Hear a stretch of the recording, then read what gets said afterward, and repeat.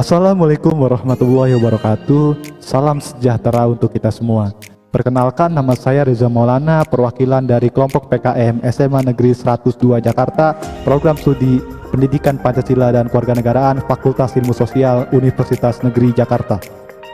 Pada kesempatan kali ini kita akan belajar tentang kemerdekaan beragama dan berkepercayaan di Indonesia. Tujuan pembelajaran hari ini, peserta didik dapat memahami dan menghargai setiap perbedaan agama yang ada di Indonesia. Adapun media pembelajaran yang digunakan adalah video, PowerPoint melalui kanal YouTube. Adapun metode pembelajaran yang akan digunakan adalah metode konvensional atau ceramah. Langsung saja kita simak video pembelajarannya. Selamat menyaksikan. Pada kesempatan kali ini, kita akan belajar tentang kemerdekaan beragama dan berkepercayaan di Indonesia. Oke, kita langsung masuk ke materinya saja ya. Kalian semua pasti sudah tahu nih, bahwa terdapat 6 agama yang secara resmi diakui oleh pemerintah Indonesia. Agama apa saja tuh? Yang pertama kalian pasti tahu ada agama Islam, yang kedua Kristen, yang ketiga Katolik, yang keempat Hindu, yang kelima Buddha, dan yang keenam itu Konghucu. Nah, berbagai agama dan kepercayaan yang tumbuh di Indonesia itu tidak serta-merta menimbulkan perpecahan, melainkan menambah keberagaman bangsa Indonesia. Kok bisa sih? Supaya kalian tidak bingung, perhatikan gambar berikut ya. Gambar berikut ini merupakan salah satu contoh potret keberagaman agama di Indonesia. Di gambar ini kita dapat melihat bahwa terdapat 6 tokoh pemuka agama yang memiliki agama berbeda, tetapi mereka berdiri berdampingan untuk memanjatkan doa sesuai agamanya masing-masing. Meskipun berbeda secara agama, tetapi mereka tetap rukun loh. Yang jadi pertanyaan kita pasti begini, kok bisa sih? Kira-kira ada yang tahu nggak nih alasannya apa? Ya, hal tersebut dapat terjadi karena di Indonesia terdapat kemerdekaan beragama dan berkepercayaan.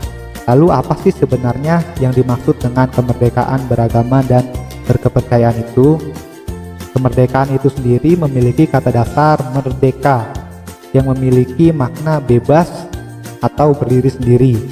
Jadi, jika kita mendengar kalimat manusia merdeka, itu sama saja kita mengartikannya sebagai manusia yang bebas.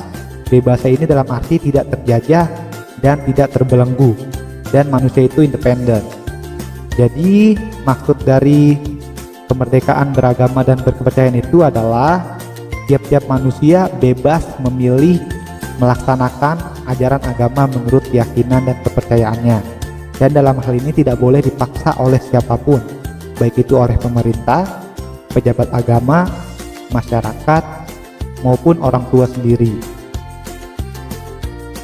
Nah, selain itu, kemerdekaan beragama dan berkepercayaan di Indonesia juga dijamin loh oleh negara. Bagaimana sih negara menjamin hal tersebut? Negara menjamin kemerdekaan beragama dan berkepercayaan secara konstitusional melalui Konstitusi Negara Republik Indonesia, yaitu Undang-Undang Dasar Negara Republik Indonesia tahun 1945, Pasal 28E ayat 1 dan 2, dan Pasal 29 ayat 2. Pasal 28E ayat 1 berbunyi, setiap orang bebas memeluk agama dan beribadah menurut agamanya. Sedangkan ayat 2-nya berbunyi, setiap orang berhak atas kebebasan meyakini kepercayaan, menyatakan pikiran, dan sikap sesuai dengan hati nuraninya. Selain itu, pasal 29 ayat 2 berbunyi, negara menjamin kemerdekaan tiap-tiap penduduk untuk memeluk agamanya masing-masing dan untuk beribadah menurut agamanya dan kepercayaannya itu. Meskipun kita diberi kebebasan untuk memilih dan menentukan agama yang kita anut, apakah kita boleh untuk tidak beragama? Ada yang tahu nggak nih kira-kira jawabannya? Tentu jawabannya tidak boleh ya, karena kemerdekaan beragama dan berkepercayaan Indonesia tidak boleh kita artikan sebagai bebas untuk tidak beragama dan bebas untuk tidak beriman kepada Tuhan. Yang perlu kita ingat di sini adalah Indonesia adalah negara demokrasi yang berdasarkan kepada ketuhanan yang Maha Esa, bukan berdasarkan kepada pandangan ateisme. Lalu bagaimana sih wujud dari kerukunan umat beragama di Indonesia? Wujud kerukunan umat beragama di Indonesia dikenal melalui sebuah konsep yang bernama Tri Kerukunan Umat Beragama. Tri itu berarti 3 ya. Jadi di sini terdapat 3 konsep. Konsep yang pertama itu kerukunan intern umat beragama. Konsep yang kedua itu kerukunan antar umat beragama. Konsep yang ketiga itu kerukunan umat beragama dengan pemerintah. Kerukunan intern umat beragama yaitu suatu bentuk kerukunan yang terjadi antar masyarakat penganut satu agama.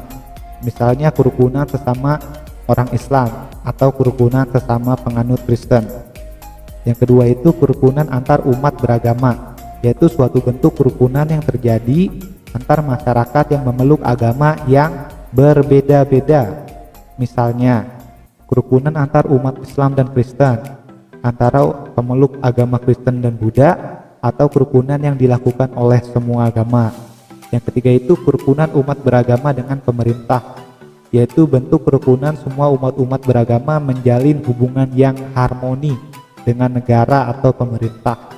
Misalnya, tunduk dan patuh terhadap aturan dan perundang-undangan yang berlaku. Jadi, selain tunduk kepada norma-norma agama, warga negara juga harus tunduk terhadap peraturan atau perundang-undangan yang berlaku.